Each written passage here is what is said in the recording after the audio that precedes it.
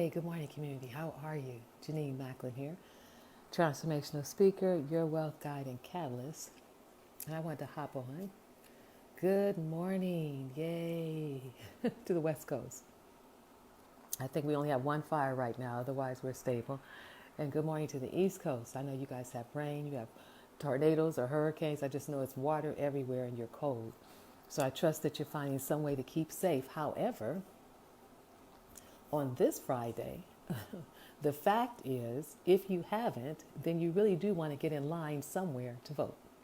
And if you haven't, you want to maybe take your ballot to the registrar's office or to one of the polling places and drop it off. That's just a fact. You can wait until Tuesday if you want to, but at the rate that people have been staying in lines because of social distancing, at the rate that people have been learning the process now that it's a little bit different, it just takes longer, period. So don't wait till the last minute. That's a fact. Don't think you can just do it whenever like we used to. It's all changed. Even the local church where my son and I used to go and vote, it's not even open. Seems like everything's moved to stadiums. It's moved to high schools. It's moved to places where there's more room and more space. This one you don't want to sit out on. I hear there's a lot of people who haven't voted in the past who are voting this go round. I don't know. I'm not aware of anybody that's sitting this one out. So because of the nature of it, because it is considered a consequential race, they all are, but for some reason this one really is more consequential, and you know why. I am here on this Friday urging you. You have Friday, Saturday, Sunday, Monday, Tuesday. We have 5 days. Tuesday, I believe it's at 8 o'clock, is the cutoff to get your vote in. Whichever way you're voting, whoever you're voting for. And you have to pay attention to the propositions this year. There's so much, from the Uber drivers to the taxes to the 17-year-olds being able to vote to the bail bond. All of that is significant on all kind of different levels.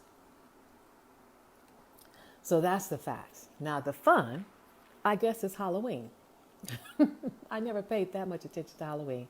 I think 2 or 3 years ago, my son was able to get me out. He made me go to, Party City, and we were in that long line because it was at the last minute. And I was Queen Nefertiti. So I had my crown and hanging down on my face and my makeup and lashes and everything. And then we went out walking around because we don't really do a whole lot of candy. Now, as he's gotten older, his friends get together and watch scary movies. I guess they just gave up on going to get candy. And, you know, I know I don't know what you call it, but I was like, why are we doing Halloween? You don't have money to be doing Halloween.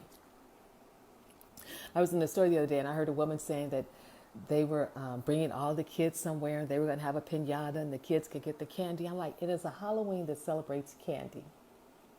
But on the more spiritual side, there is the Halloween that celebrates the Day of the Dead. More in the Latin, I think it is Latino community. So there is a celebration, those who have passed on, those who are on the other side, to acknowledge them, to honor them on the altars, to let them know that we still think about them, that we are still connected to them in spirit. So there is that aspect to Halloween as well. And I want to say the Day of the Dead, and I want to say it in Spanish, but I don't want to mess it up. So I'm aware of that happening also. But it's just interesting. One woman I know has put popsicles out in the yard. I'm like, we are so funny when you look at a holiday that basically saturates kids with candy. That's what it does. It saturates kids with candy, and parents are, again, spending. So my whole thing, of course, is about, why are you spending that money? We don't know what's going to be happening going forward. And I'm sure some of you say, oh, it's not that much money, Jenenne. Well, you get a costume, then you have to buy candy either to distribute or candy for the kids. But anyway, it's fun. Have fun. Enjoy it. We don't have any Halloween parties to go to. A couple of years ago, my assistant took us to, where did we go? I think it was Griffith Park's ride. Oh my gosh. And the thing about her is she says everything that she sees beforehand, so she's not so frightened.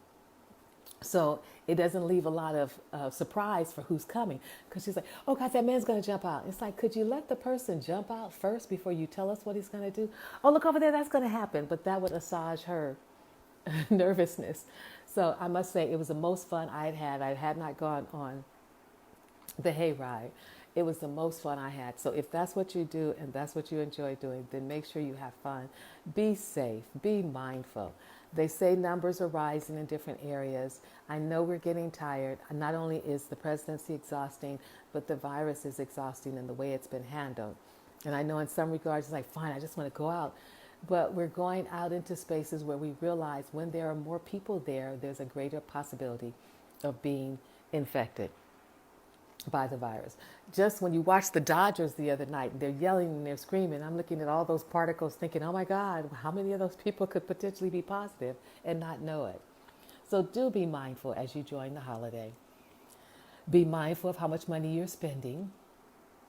And be mindful because next week then they're going to immediately push that you buy for the holidays. Buy for the holidays. Buy for the holidays. And maybe this is a time to really begin to look at how do we celebrate the holidays differently than we have in the past. Christmas was never supposed to be about buying tons and tons and tons of gifts. You know, cars, homes, all that. Christmas wasn't about that. They brought valuable gifts to the little one when he was in the manger. Frankincense and myrrh were expensive. They were valuable gifts, though. We still use frankincense and myrrh to this day. But some of what we do is end up spending.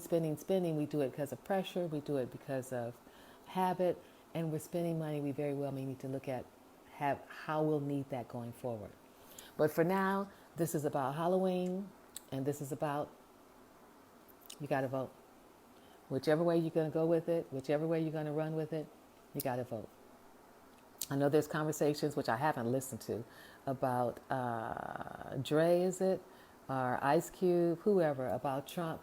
You know, people get to have their own individual choices about who they want to vote for. And the fact that we're so quick to criticize or give somebody a hard time, everybody is an individual. They get to have their own individual thoughts. They see things differently. And I know as much as the tenor on the planet is everybody should be voting for Biden and Kamala, we got issues with Kamala. We got issues with Biden, but I understand, as someone said, it's the, in the meantime vote, which didn't make it feel better to me. I don't want a meantime vote. I could die. But in the meantime, this is what we do.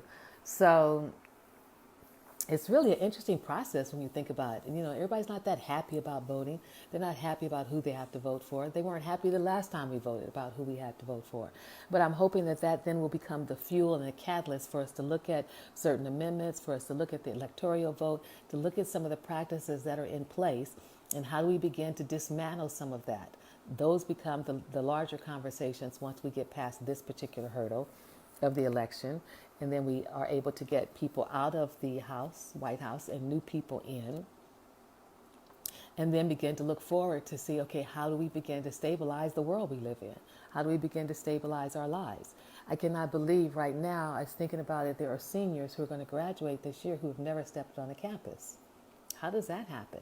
How do you prepare them for that life when their last year, and it was just like last year, you do all this work, you work hard, and then the last year, your 12th grade, you're supposed to have your parties and your proms and your picnics and all of that, but you can't do that because you can't gather because people are still refusing to wear masks.